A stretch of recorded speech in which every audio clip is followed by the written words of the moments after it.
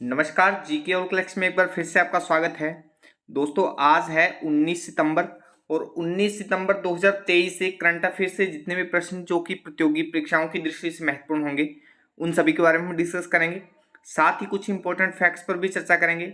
आज की क्लास की पीडीएफ फाइल आपको वीडियो के डिस्क्रिप्शन में मिल जाएगी। पीडीएफ आप हमारे टेलीग्राम ग्रुप से भी डाउनलोड कर सकते हैं। टेलीग्राम ग्रुप का लिंक मैंने डिस्क्रिप्शन में दे दिया है, वहां पर आपको सभी पीडीएफ एक साथ मिल जाएंगी। तो वीडियो को एंड तक और बहुत ही ध्यान से देखिए। वीडियो के एंड में जनरल साइंस का एक क्वेश्चन आपसे पूछूंगा, जिसका आंसर आप कमेंट सेक्शन में दे सकते हैं। डेली करंट अफेयर्स वीडियो देखने के लिए जीके ऑल कलेक्शन को सब्सक्राइब करें। तो चलिए शुरू करते हैं।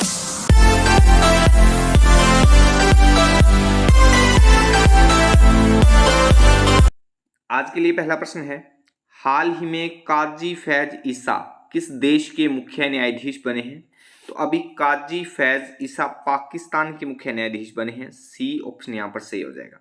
चलिए इनके बारे में थोड़ा और विस्तार से देख लेते हैं। तस्वीर में आप देख पा रहे हैं, इस्लामाबाद के ऐवान ए सूद्र में आयोजित एक समारोह में न्यायमूर्ति काजी फैज ईसा ने पाकिस्तान के 29वें मुख्य न्यायाधीश के रूप में शपथ ली है। पाकिस्तान के राष्ट्रपति आरिफ अलवी ने उन्हें पद की शपथ दिलाई है। सुप्रीम कोर्ट में मुख्य न्यायाधीश के तौर पर उनका कार्यकाल 13 महीने का होगा। जस्टिस ईसा के लिए एक मुख्य चुनौती सुप्रीम कोर्ट में 56,000 से अधिक लंबित मामलों को सुलझाना होगा। तो इस प्रश्न से यहाँ पर इतनी सी जानकारी आप ध्यान में रखिएगा। अच्छा, पाकिस्तान के बारे में हम यहाँ पर बात कर रहे हैं। तो पाकिस्तान की स्थिति आप दक्षिणी एशिया में यहाँ पर देख पा रहे हैं। भारत के पश्चिमी छोर में, उत्तर पश्चिमी छोर में पाकिस्तान की स्थिति यहाँ पर देख पा रहे हैं। पाकिस्तान की राजधानी इस्लामाबाद है। राष्ट्रपति आरिफ अलवी हैं 2018 से। वर्तमान में कार्यवाहक प्रधानमंत्री हैं पाकिस्तान के अनवर उल हक काकर 12 अगस्त 2023 से। पीछे हमने पढ़ा था 9 अगस्त 2023 को पाकिस्तान की संसद भंग कर दी गई थी। तो उसके बाद में 12 अगस्त को कार्यवाहक प्रधानमंत्री के रूप में अनवर उल हक काकर को सत्ता सौंप दी गई थी। तो करेंसी पाकिस्तानी रुपया है और कॉलिंग कोड है +92। तो पाकिस्तान के बारे में इतनी सी सामान्य सी जानकारी आप यहाँ पर ध्यान में रखिएगा।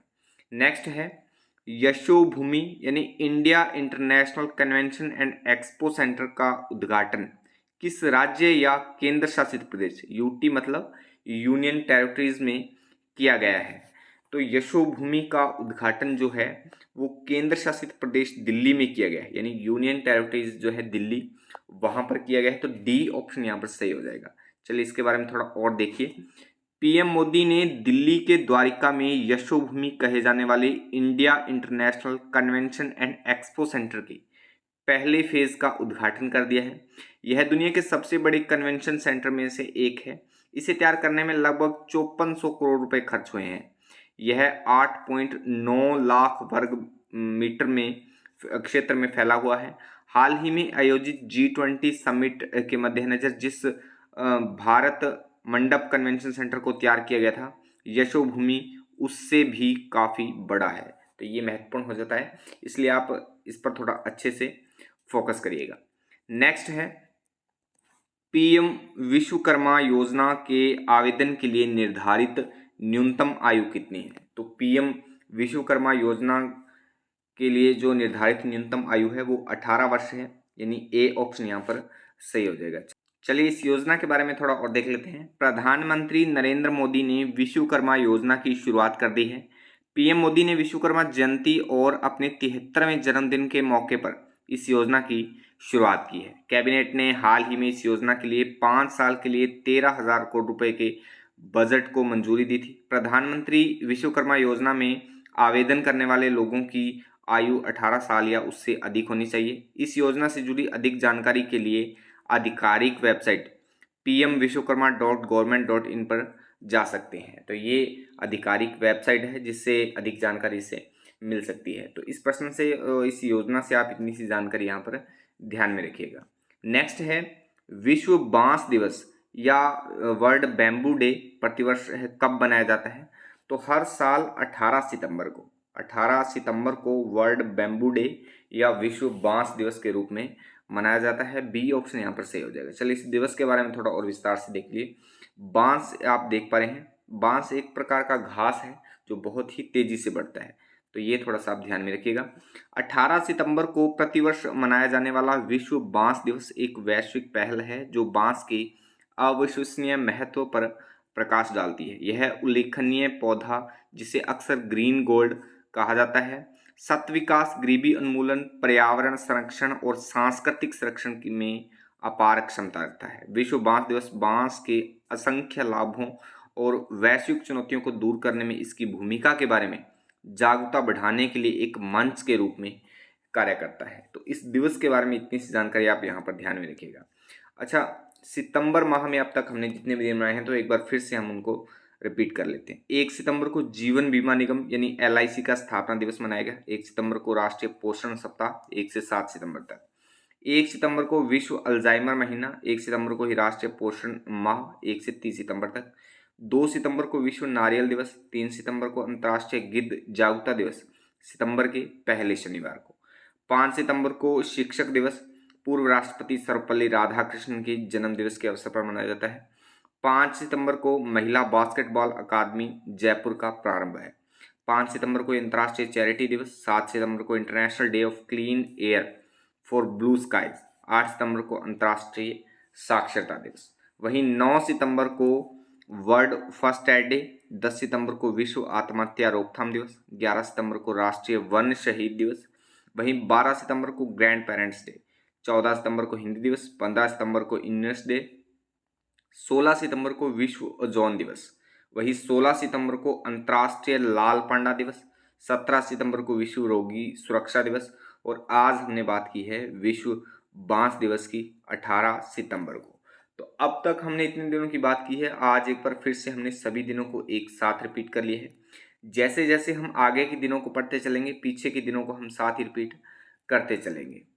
अच्छा, अगर ये क्लास आपके लिए हेल्पफुल है, आप इस क्लास से कुछ सीख रहे हो, तो वीडियो को लाइक कमेंट करके शेयर जरूर कर दिया करो। आपके एक लाइक और कमेंट से मुझे मोटिवेशन मिलता है और मैं हर रोज एक नई एनर्जी के साथ आपके लिए अच्छे से अच्छा कंटेंट बना पाता हूँ। चलिए, अगला प्रश्न है, हाल ही में यूनेस्को ने शांति निकेतन को अपनी विश्व धरोहर सूची में शामिल किया है। यह किस राज्य में शांति निकेतन है? जो भारत के एक राज्य में है। तो शांति निकेतन जो है वो पश्चिम बंगाल में है, यानी सी ऑप्शन यहाँ पर सही हो जाएगा। अभी शांति निकेतन को विश्व धरोहर सूची में शामिल किया गया है और शांति निकेतन जो है वो पश्चिम बंगाल राज्य में है। चलिए, इसके बारे में थोड़ा और विस्तार से देख लेते हैं।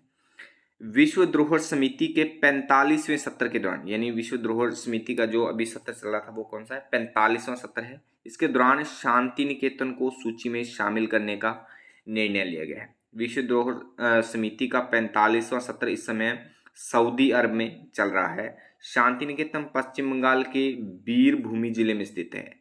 ये आप थोड़ा अच्छे से इस पर फोकस करें। बीरभूमि जिला कौन सा है? बीरभूमि जिले में स्थित है शांति निकेतन। केंद्र ने पहली बार 2010 में शांति निकेतन के लिए विश्व विरासत टैग प्राप्त करने का प्रयास किया था।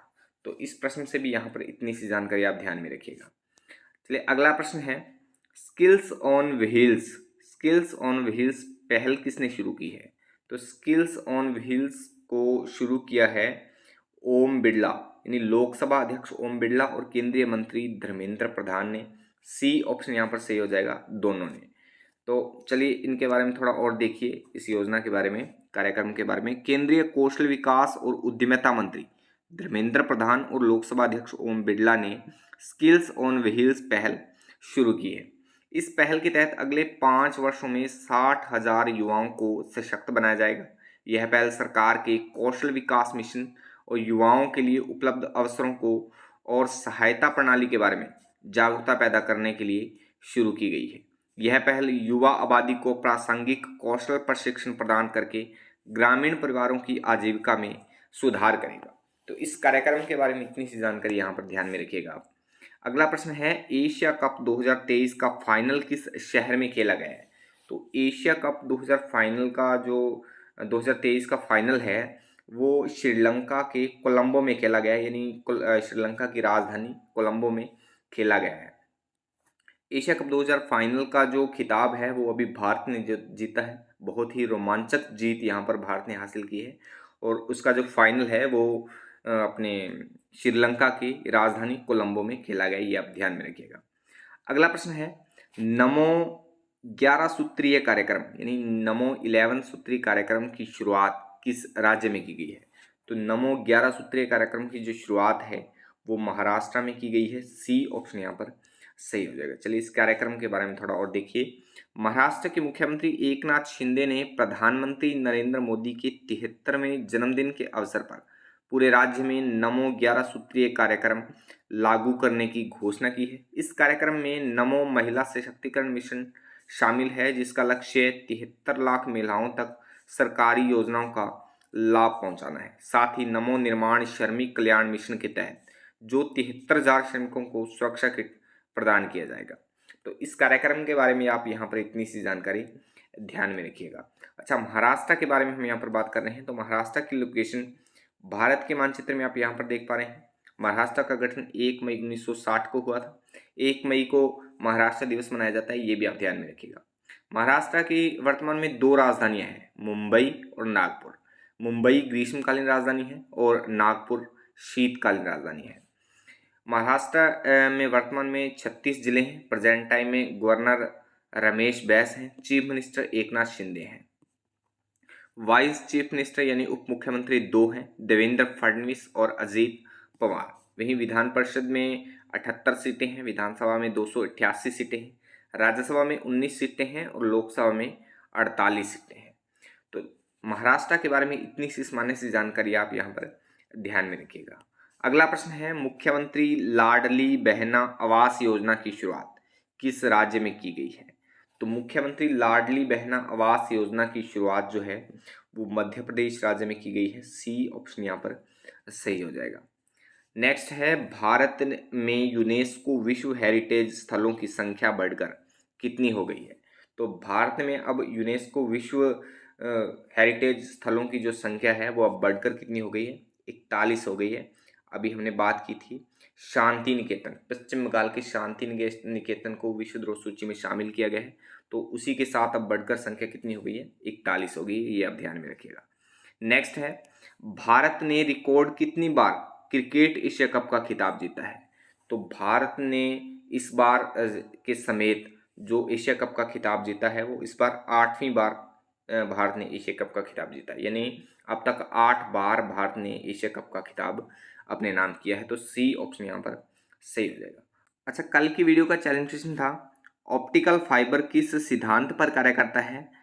यहाँ पर टाइपिंग में हल्की सी मिस्टेक है, इसको आप सही कर लेना। तो ऑप्टिकल जो फाइबर है वो पूर्ण आंतरिक परावर्तन के सिद्धांत पर कार्य करता है, यानी सी ऑप्शन यहाँ पर सही था। आज की वीडियो का चैलेंज क्वेश्चन है, फ़ारेनहाइट स्केल पर पानी का गलनांक बिंदु कितना होता है? 4 ऑप्शन आपके पास हैं, 212 degree Fahrenheit, 32 degree Fahrenheit, 273 degree Fahrenheit या 0 डिग्री फ़ारेनहाइट। तो इस क्वेश्चन का आंसर आप कमेंट बॉक्स में कमेंट करके जरूर बताएं। आज की वीडियो कैसी लगी? वीडियो अच्छी लगती है तो वीडियो को लाइक करें, दोस्तों में शेयर करें और कुछ सुझाव या संशोधन के लिए कमेंट बॉक्स में कमेंट जरूर लिखें। चलिए कल मिलते हैं इसी समय, तब तक के लिए जय हिंद, जय भारत।